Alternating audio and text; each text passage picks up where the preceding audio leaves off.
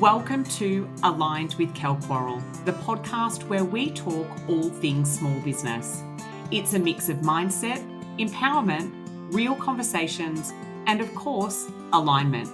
I'm your host, Kell, a businesswoman with close to 20 years of business experience. Get ready for a mix of solo deep dives and inspiring interviews with awesome guests who will share how they have aligned their businesses with the lives they love. Let's dive in to align your business with the life you've always wanted. Welcome to another episode of Aligned with Kell. Today, I am joined by Krystal Wilson, who is the founder and visionary behind She Who Dares, serving as a multi-six-figure business mentor, money mindset coach, and specialized breakthrough practitioner. Krystal was also an industry expert of ours inside Bold Aligned Business. And I just wanted to say a massive welcome and thank you to you, Krystal, for being here today. Thanks for having me. It is a pleasure of mine. So let's dive right in. I would love you to share just a little bit of your background and, what it is that you did before you got into business and why it is that you chose to get into business for yourself. Okay.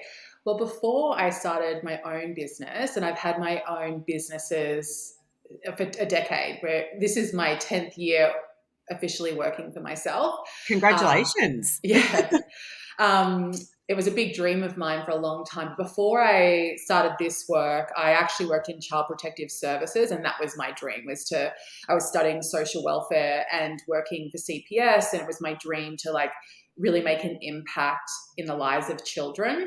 And then I got into that and I spent about 3 years in that industry and quickly realized that this was not something that I was going to be able to do long term and make the impact that I really wanted to make. An impact is one of my highest values. So I just felt constantly like I couldn't really make that impact. I couldn't really, help children in the way that I really wanted to help them.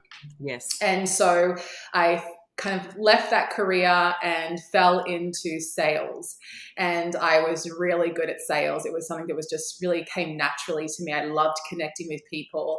And so then I spent, the next kind of 5, 6, 7 years in sales and worked my way up to sales manager, sales director, helped launch a startup sales company and then ran that as their, second in charge of the company and helped launch that all over Australia. I traveled all around Australia and I had offices all around Australia doing that. And that was so much fun. And then I also was realized that I had this big calling to create my own thing. I felt like what I was doing wasn't, really my end path. It wasn't part of the big vision that I held or the impact that I wanted to make. And then somebody introduced me to network marketing. And that was my first kind of exposure into creating my own thing or stepping outside of the box. And I started in a network marketing in the pockets of my time and had a lot of success really, really quickly. And it was very exciting and kind of being thrown into personal development and all of these things that I had never been exposed to before. And had a lot of success really, really quickly, handed in my resignation to my sales job and walked away from that career. And then I spent the next kind of 5 years building a global team in my network marketing company. I think we have 7,000 people all over the world in our team and speaking on stages, winning all the awards, traveling all over the world, doing leadership retreats. It was a wild, exciting ride until I was like, this isn't it either. This is not it either. This is not really what I want to do. But what I loved about network marketing was the leadership, the coaching, the supporting people, and the impact that I was making. I just didn't want to make it in somebody else's vision, right? Yes. I really had my own. Yes. And so I left network marketing, my business, which was really difficult because I had a multi-six-figure network marketing business. And anyone who's been in network marketing, you can't do two things. So I had to kind of sever ties with that. And I Yes. started to build my coaching business, She Who Dares, underground, because I couldn't have anyone know that I was, it was a lot of compliance and red tape. Yes. So I took everything I love from network marketing, which is the impact of coaching, and then I launched my business, She Who Dares. Oh, I love that. And we were actually in the same network marketing company. We were. Which is, I guess kind of the very beginning of me certainly knowing who you were. You touched on impact being one of your core values. So I want to circle back to that. And I also, in a moment, would love to circle back to the sales part of your journey. But impact, what are the other core values that you have in life and in business? And if they differ, what are they for you? So impact is, I think freedom is my number one core value above everything, both personally and in business. And they really interlinked for me because I'm a manifester, which I've learned in the last few years from our gorgeous friend. And so it makes sense to me now why I've always chased freedom. That's why even when I was working in child protective services and even when I was working in sales, like I always had this calling for that. I don't want anyone to tell me what to do and when to do it. I want my own freedom. And so that's a personal value and something that why I love business is that I feel like I have that freedom.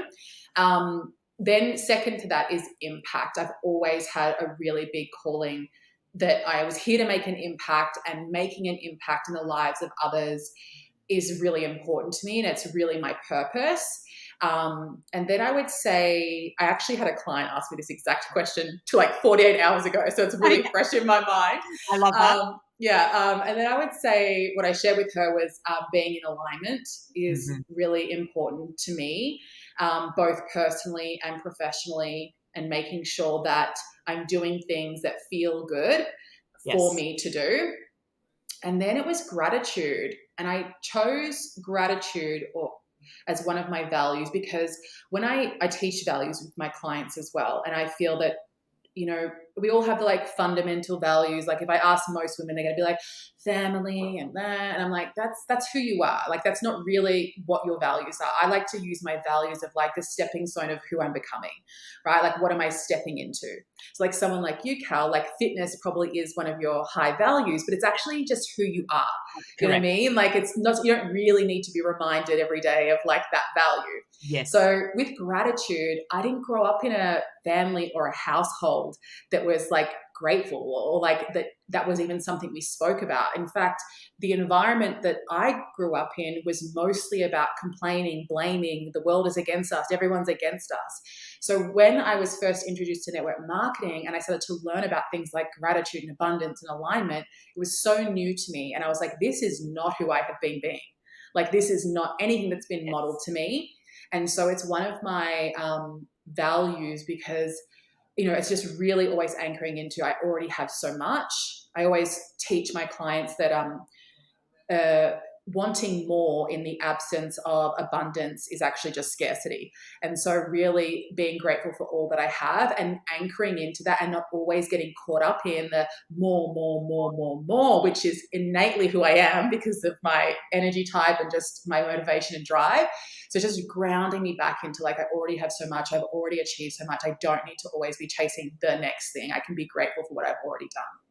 Yes. And that was so powerful from your session inside Bold Aligned Business. That really, after chatting with the members following your session, that was the big thing that jumped out. And I guess many of us would have heard it in some way or another prior, but it just really landed that wanting without already having that mindset and that real connection to the gratitude and the abundance that we already have is then, scarcity. Yeah. So that, I love that. And I sometimes feel like people fall into the trap with looking at their values and not seeing what it is that they want to step into more. Like, as you said, like health is definitely one of mine, but I am someone that will train and maintain my fitness with, It's very similar to me, like having a shower every day. I was going to say, it's like you brush your teeth every day. Like that's how ingrained it is in who you are. It is. Yeah, that's right. And so I've been reconsidering my values around, well, what is it that is going to take me to the next level and really move me into the person that I truly want to be. So I love that you've explained it that way. I would love, because I'm definitely going to come back to the sales component because I think that's very fascinating. But you actually mentioned just then that around alignment. How is it that you know you're out of alignment? I think that the first thing is like if you have a lot of noise, it's really hard to connect into your own inner guidance system. And so that's the first thing is like clearing the noise, like getting centered, being able to connect to your own intuition, because my intuition is what guides me. It's a feeling, it's a knowing, it's my own inner guidance system. But there have been many times where I'm caught up in my head or in the noise and I'm not able to know like what is the right move or if I'm in or out of alignment. So I feel like, again, it's one of my values because I naturally can sit in my head a lot. So it's one of my values because it's something I'm always working to embody, to get out of my head, get into my body, get into my heart, to be able to listen to my intuition, my own inner guidance, because she is always going to let me know when I'm out of alignment. But if I'm looking over there and in my head, it's much harder for me to like actually connect to that. So it's a feeling and it doesn't need to make sense. I feel like really anchoring into self-trust and using your inner guidance to help you to make decisions. I very much am a guttural person. Like I feel it to know it. Very kinesthetic. Yes. And so I have to trust that it may not make sense logically, right? But to follow that intuition. And I think if anyone is listening and go, well, how do I like do that? How do I start? Something that I practice and I still practice, especially on my hardest days, whether it's business or personal, I ask myself, what do I need? Right? And I listen because I'm always, my intuition is always guiding me. And sometimes it's in the middle of a work day and there are 1,000 things that you should be doing if you're in the doing mode, but it's telling me to go and have a bath or go for a walk. And we often get our intuition showing us what we need, telling us, whispering to us what we need to do to come back into alignment, to clear the noise, to get the message. But we say, I'm too busy, I can't, I've got to do this, I've got to do this. And that's you choosing the noise, right, over being able to actually tune into what you need. So for me, it's like listening to what my inner guidance is telling me to do, even when it doesn't make sense. Because you go on that walk and it lands, it clears. Do you know what I mean? The messages come in and you get the clarity that you're searching for. Absolutely. And I completely agree where you just said that it's about trusting, because sometimes when our mind wants to get involved, we can talk ourselves out of the messages that we are getting because it doesn't make logical sense. And it is a real sense of trust and surrender in just knowing that for whatever reason, it's a yes or a no or whatever the message is. Just going back to your human design, because I do human design readings. I'm very, I would say, always in the beginning of my journey. But you're a I didn't know that. I didn't know that about you. But I think I've seen you doing Kirsten's course, and now it makes sense. Yeah. Yes, doing Kirsten's course, which I absolutely love, and I dive in there very regularly. You're a manifestor. Your authority. What is? Are you splenic? Oh my God. I'm like, okay, I know I'm a 6'2". I'm like a, I don't know everything, but I'm a 6'2" emotional manifestor. Oh, you're emotional. Okay, sure. Yes. So you ride the emotional wave. It's interesting when you were talking about that intuition and listening. I was like, oh, I wonder if you're splenic, but emotional, that makes sense as well. So I love that. Thank you for sharing. So let's go back full circle to the sales, your sales before you started your business. The reason I just want to touch on this is you said that it came easy to you. And I'd love to know, do you know why it comes easy to you? Because when we are working with women in business or people in business, sales is often there's a lot of resistance. It can feel very icky. It can feel heavy. It can be something that people avoid. Mm. Yet when you're in business for yourself without sales, you can't No have sales. impact. And Mm. exactly. And then no business, no sales, no business.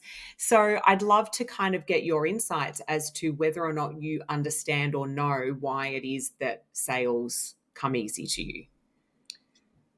It's a great question. I feel like when I first started, I was a retail manager and things like that. And I used to work in retail and do $10,000 sales. My boss was just like crazy. Like I've always just been personable, and I've always enjoyed making real connections and really connecting to people and getting to know people and building relationships. So for me, because that's inherently who I am and I find that easy, the sales is easy.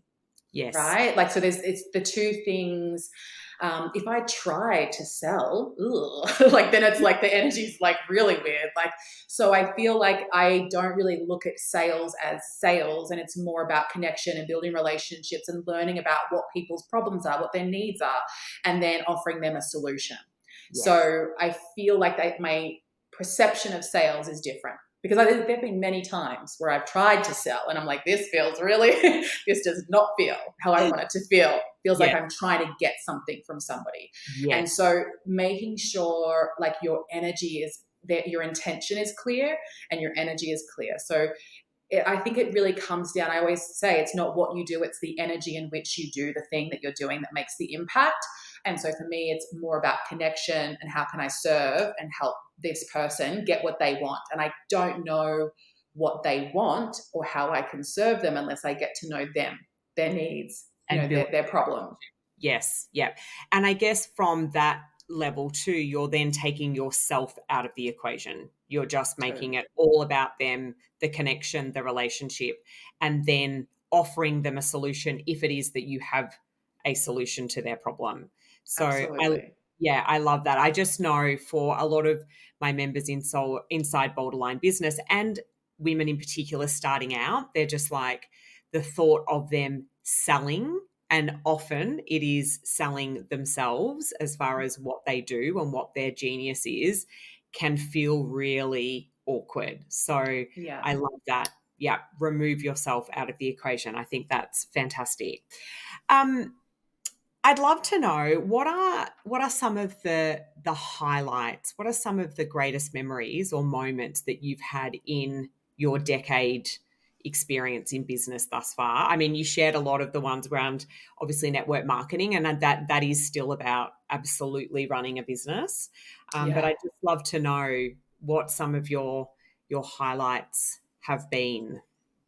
Yeah. Oh my, the thing is, network marketing, even though I left that, I'm so grateful for everything that I learned and achieved and received. So even though I no longer do that, but a lot of in those beginning stages, like, handing in my resignation, and my boss who I'd worked for in sales, and he was like Wolf of Wall Street. He was like, "You're an effing idiot. Like, what are you doing?" Like, you know what I mean? Like the whole world was against me. And I was just like, that kind of like anchored in, like, I'm doing this and, I've already out earned what you're paying me. So I'm out. So like, though that was a really big moment.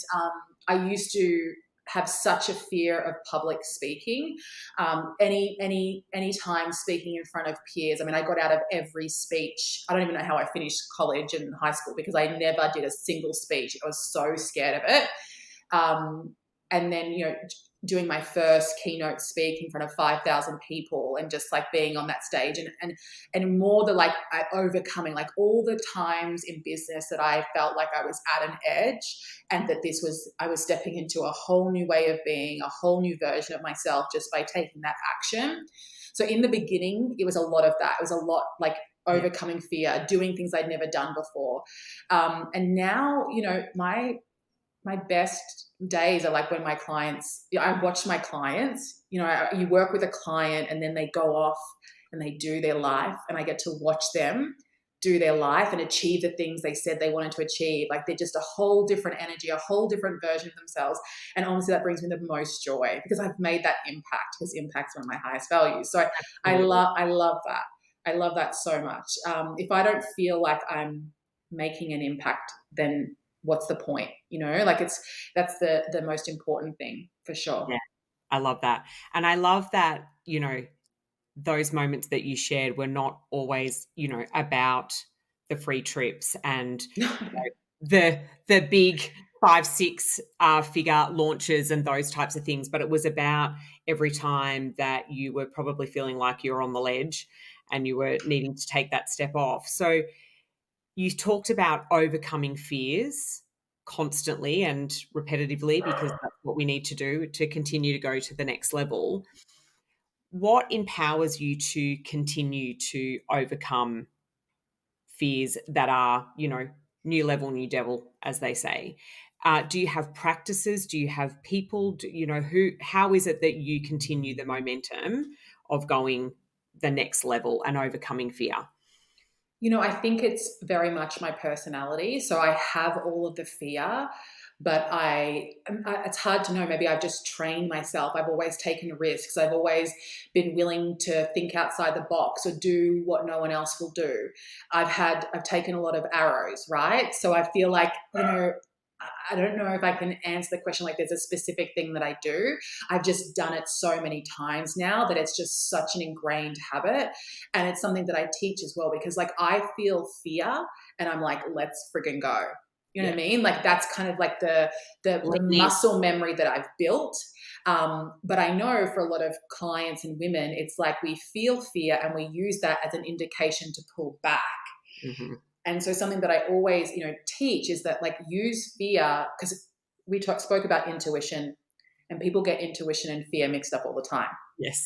And people say if it's not a hell yes, it's a hell no, which I really like. I've used that saying, but now that I like really understand and work with so many women, I'm like, no, because most women, every alarm bell is going off. Hell no, don't go live. Hell no, don't launch the podcast. Hell no, don't sell to this person. So when we say that, we're like setting people up to be like confused, because you've got to get really good at understanding the difference between your fear and your intuition, right? Yeah. And so intuition feels like ease, anchored, knowing, and fear, if your fear is driving you, it feels like all over the shop. Do you know what I mean? So if I feel that, I'm like, no, I'm going to lean into that to create more, more grounding.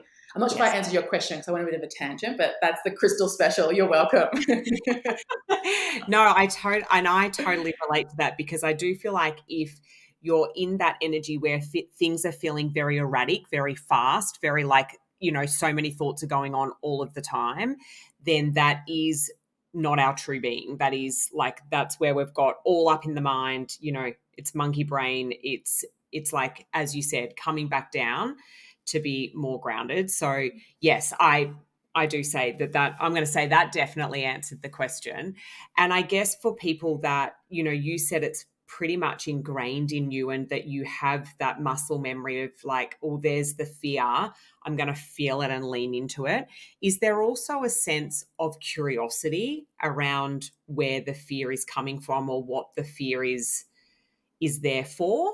Like for you, was that what you mean by leaning into it? Or is it just like, you know what, this is what it is, I'm just going to overcome it?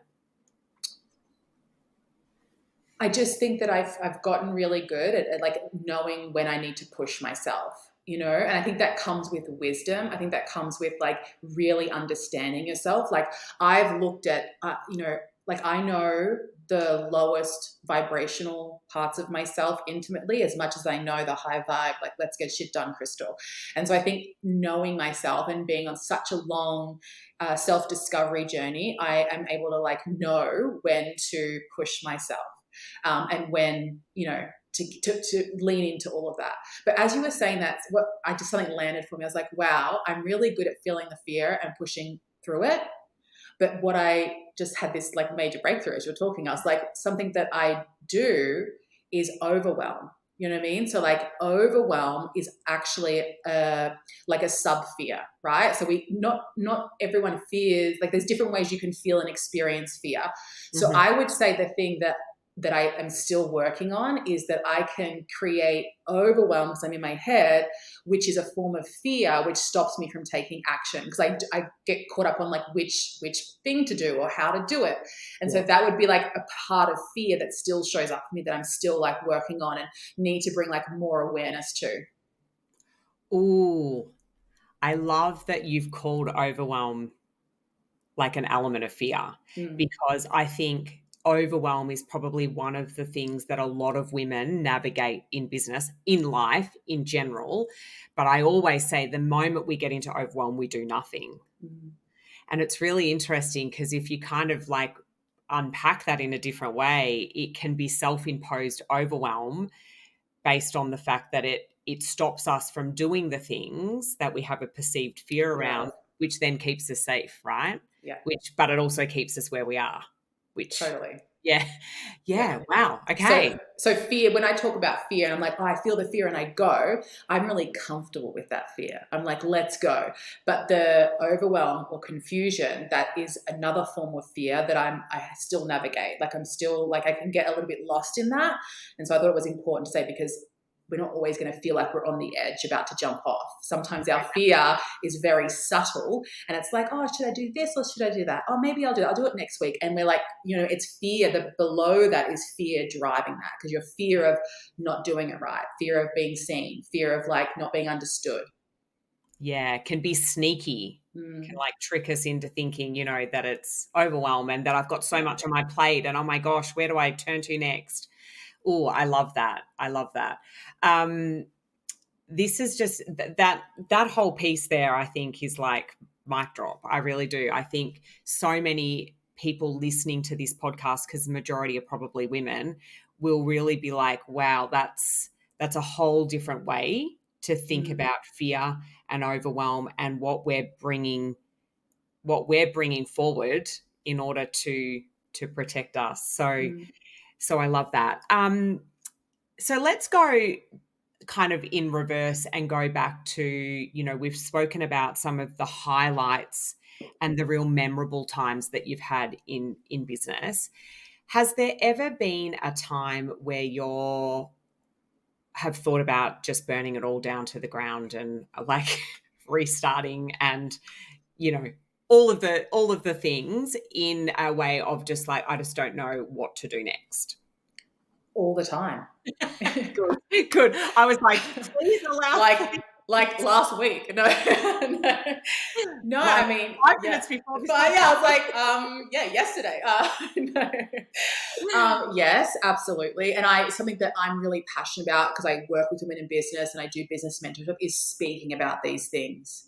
Because I just feel like if more of us could come together and be saying like, I don't freaking know either. Like, you know what I mean? And like have that really vulnerable conversation. So I love speaking about this, because I feel like um, don't like, when I'm winning means nothing. When I'm losing, that's when I show you how powerful I am. And I've had many days where and months and weeks and moments where I felt like everything was collapsing around in my business or personal life or both. And those are the moments that make me most powerful, because one of my favorite quotes, and I live my life by it, is get knocked down 7 times, get up 8. And so I've been knocked down a lot, and I've definitely had hard moments where I've thought, can I do this? I don't know what to do next. You're in your head, you're in overwhelm, you're in Yeah. fear. Yeah. Come back down, ground that your intuition will guide you. So absolutely. Absolutely. And when you say come back down and ground, because I guess for some listeners that whole concept is like, what does that mean? Do you have practices that you lean on and that you were like, okay, if I pause and actually look at what's going on and I am definitely in overwhelm and fear's driving that and whatever it might be, what are those practices that you call on to get grounded or to slow down or to calm yourself? So when I say come back down, that's very much because I'm in my head. Yes. Right? So that's a place I love to hang out. You know what I mean? Me and my inner mean girl. Like, so that's what I mean by come back down, Krystal. Like, Yeah. come back down into my body, come back down into my intuition.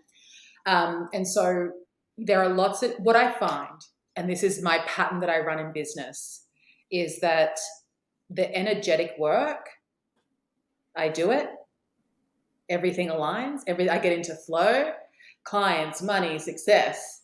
I stop doing the energetic work and I go, oh, my mindset's fucked again. Okay. Then I go, what am I not doing? None of my energetic works. Then I do the energetic work again. I'm like in this toxic relationship with like the practices. And so that's what I do. So, and I'm conscious of it. I'm aware of it, but I don't always get it right because, business, it takes a lot from you, and it's hard to manage all the different facets of like serving myself, serving my clients, scaling, like, we don't always get it right.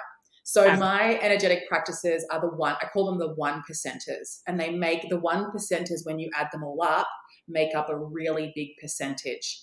And so that for me it changes. It's very intuitively led, but at the moment, what I'm doing is I'm grounding back down into, okay, I need to shift my energy. I need to ground myself. I'm scripting. When I say every day, it's not, I don't like to put that. Every day to me could be Monday to Friday. It could be, it could be 3 days a week. So when I say every day, it's fluid depending on, as many days as I can get in where I script, and I'm really talking about this next year, like what I'm creating, and I'm speaking as though I've already created it, and then feeling into that and meditating. So that's the two things that I'm doing at the moment. But sometimes it's walking. Sometimes the greatest form of meditation for me is going for a walk.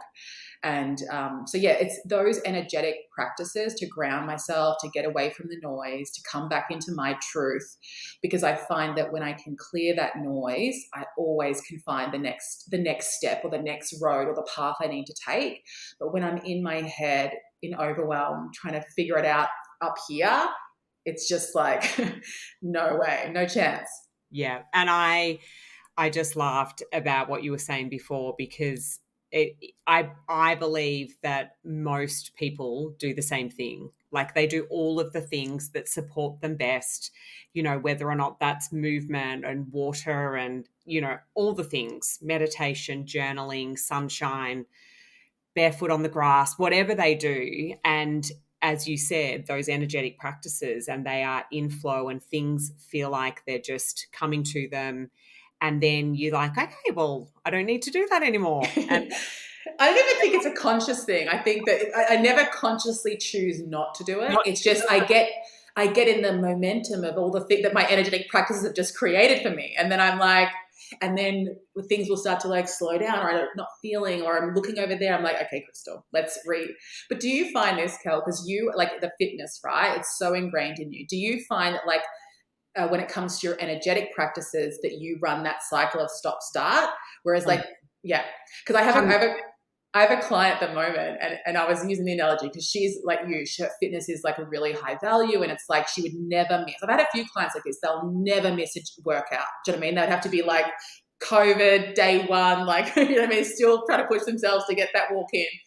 But when it comes to like building their business, right, or taking the action in their business, they don't have the same drive or non-negotiables or in their energetic work. So it's really interesting based on looking at our values, how much our values drive our behavior. So this is why looking at the values of who you're stepping into, her behaviors, her patterns, her thoughts is so crucial. Yeah. And that absolutely is my answer to that, because as I said before, that just comes very naturally to me. In that, don't get me wrong, my alarm still goes off at like 5:10 in the morning, and I'm still in my head going, could I fit it in at any other time today? Like I'm still negotiating, and then I'm like, radio, just get up and get it done. But yes, the other practices will be the ones that will drop off and come in and out, whereas fitness and movement for me is just a standard. So I absolutely love that. And, we're recording this just at the beginning of a fresh new financial year. Mm-hmm. And something that I have done now I've reflected on the first 6 months of the year, and I've just picked out highlight moments in life, business, not necessarily just the wins, but just, things that I've learned and incredible memories that I will have forever. And it was just a really incredible process to go through. And then the next step of that was setting intentions and what I wanted to focus on for the last half of 2024, which is wild to me. But a part of that was actually re-going over my values. And I love what you said, is that the importance of having the values be who you want to become and step into and call into more.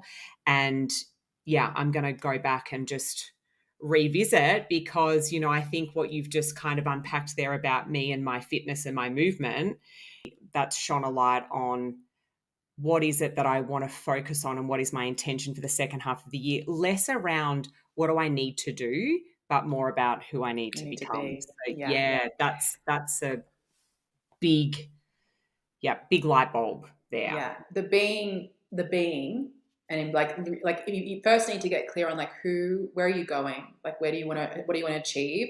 And I think the most powerful question that we can ask ourselves as women in business is, who do I need to become to achieve the goals that I have for myself?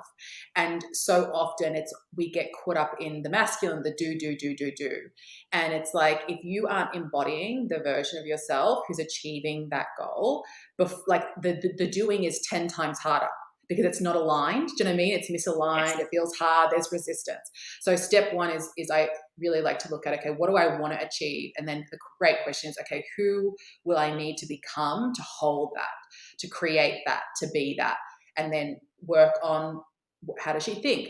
What does she do? You know, what does she eat? What does she look like? You know, and then like building it from there. And you can apply that to your values as well. Absolutely. And that, again, I'm having all of these things drop in right now with our conversation, because my word for 2024 was being. Oh, wow. And so now it's time to do it. Now you've actually got to do the being.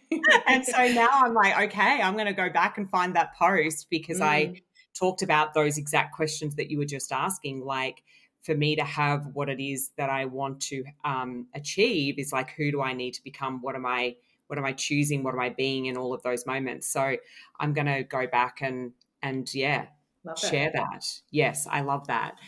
I also wanted to ask about the types of women that you work with, and, you know, why would they come to you as a coach? What are they actually really looking to achieve?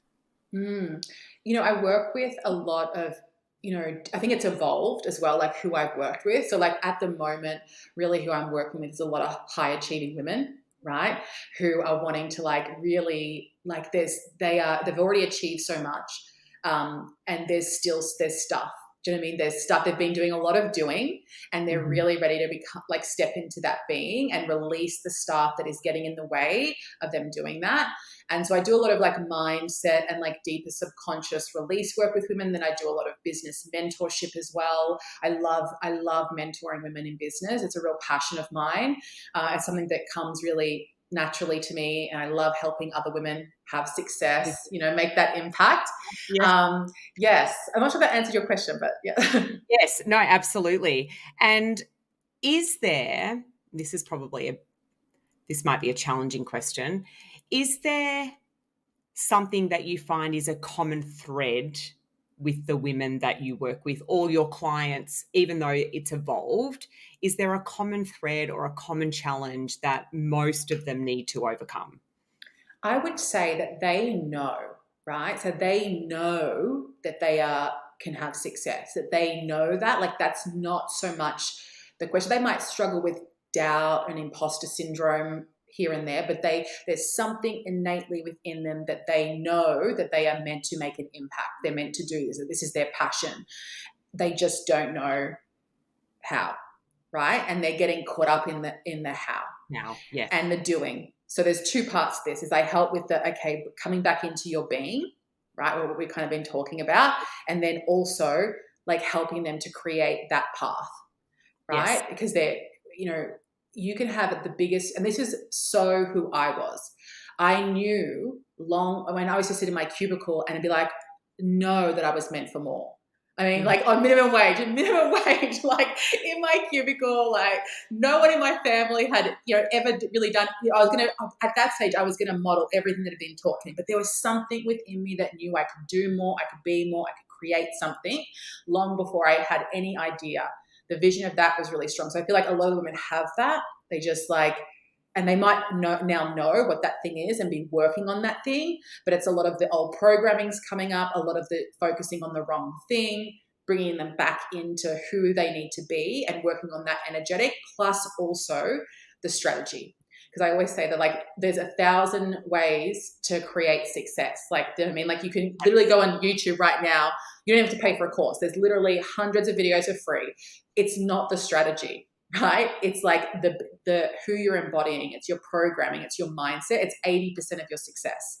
So I have a really good balance of those two things in the work that I do. Yeah, I love that. And if someone was listening to this podcast and they were like, oh my gosh, I'm Krystal. Like, I am that person in the cubicle or in the job, and I'm, I know I am here to do more. I just don't know what it is yet. What advice would you give that person listening? Say yes. You know what I mean? Like, I feel like I used to write business plans. I used to sit in my cubicle in my minimum wage job and like literally fantasize about business plans. I was going to open up strip clubs. I was going to open up a sandwich store. Like, I was like crazy. And I would go into like the one kind of mentor I had in my life who had been successful in small business. And I'd be like, what about this? What about that? So I think finding someone that you can, so community, right? And you've got a beautiful, getting in community. Look at your current surroundings. If there's no one in there thinking bigger than you, that's your first step, is find someone, get in a community where you can have these expanding conversations. And I feel like network marketing, I 100% manifested. I had never heard of network marketing. I mean, I heard of Amway. Like, I didn't even know that was network marketing. Like, I didn't know it was just a company that people sold toilet paper or whatever. Yeah. And I fully manifested because I was in the energy. So one of my favorite quotes by Bob Proctor is, if I can see it in my mind, I can hold it in my hand. Yes. And so I was in the energy of I had this conversation with a mentor client this morning. What are you feeding? So if you are like, I have that calling, that vision, I know, but your focus is on, but what is it? But how? You're in the low vibrational stuff. Like, where your focus is your superpower. So my first thing I'm going to say is start to think expanding. Like, what could I create? Ask different questions. What would this look like? What would this feel like? Could I do this? Like, start to have a different level of conversation and focus on finding the thing versus not finding it. Yes, I love that. That is super powerful. And it is simple, but it's not always easy. And I do definitely want to come back to, I think, absolutely look in your immediate environment. Who are you surrounded by? Where are you spending your time? What are those conversations? What is that energy like? I think something that is very easy for people to do is literally just connect in with yourself and go, well, how do I feel after spending that time with that person? Like, am I elevated or am I drained and feel like I need to have a nap? Mm-hmm. So yeah, I love that. Just to finish up, is there any piece of advice that you would leave women in business, whether or not they are just starting out, they have been in business for a year and looking to go to the next level? Is there something that you would love to impart as part of your impact for them? Yeah, I'm going to share a quote that I think I always share, because it's the quote, it's like my North Star. It's the quote that I'm known for, which is, I lead, the universe follows. When I move, the whole universe moves with me. So if you're somebody who you've got to move, right? You've got to move. Take a step. Don't worry about the step. Just take a step. And you've got to lead yourself in the direction that you want to go. You don't need to know all the steps, the path, the outcome, the how. I always say the how will fuck you. If you're focusing on how something is going to work out, you are completely screwing yourself. You've just got to focus on leading yourself in the direction that you want to go. And so for me, when I get lost, because I get lost all the time, that is my North Star. I come back to, I lead, the universe follows me. Because so often we are waiting for something to happen. We're waiting for somebody to give us an opportunity. We're waiting for success to happen. We're looking at her, we're looking at them, and we're out of alignment. So I come back to you, start leading yourself and move yourself in the direction you want to go. Because when you do, it's it's like the simplest thing, right?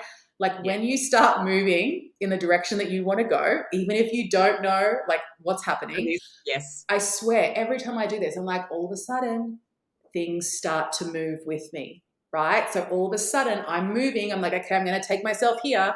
Not sure how's it going to work out. And all of a sudden things just start to move. And I've learned this over time. And it's why I say I lead, the universe follows, because we think that things are going to happen, not unless you're leading yourself and you're moving yourself with fear, with the self-doubt, with the uncertainty. You've got to get really good at feeling all of that and still taking a step.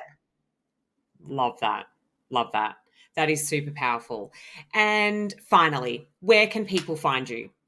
Come hang out with me on my official kind of business Instagram, which is the one I'm like really focused on building, which is at She Who Dares Official. That's the best way to come and hang out and, binge my stuff and see if it's aligned and have some fun. Awesome. I will make sure that your handle is definitely in the show notes. Thank you. And I would encourage everyone to go over and follow Krystal at She Who Dares Official, and send her a DM. Let her know that you've listened to the episode. And because I think this is like, we've had some nuggets drop in this episode. So I want to thank you so much. Thank you. First and foremost, for being an incredible industry expert inside Bold Aligned Business. Honestly, the feedback, the rewatches, the movement from that session has been incredible. And I really want to thank you for that. But I also want to thank you for your time today. This has been such an incredible chat, and I believe we will get so much incredible feedback from this episode because there's been lots of juice in it. So thank you. Which will make me happy because I love impact. So that's great. Thank you so much for having me. I've loved it. You're welcome. And I look forward to meeting and seeing you on next week's episode. Bye. Thanks for tuning in to another episode of Aligned with Kell Quarrell. I hope our conversations have inspired you to be bold in the pursuit of your dreams. If you enjoyed today's episode, I'd be so grateful if you shared it with the business women in your life and took the time to leave a review. Your feedback is like an ice-cold glass of Prosecco, always welcomed and always appreciated. You might even consider giving the show a follow. Until next time, continue to take bold action towards aligning your business with your deepest desires.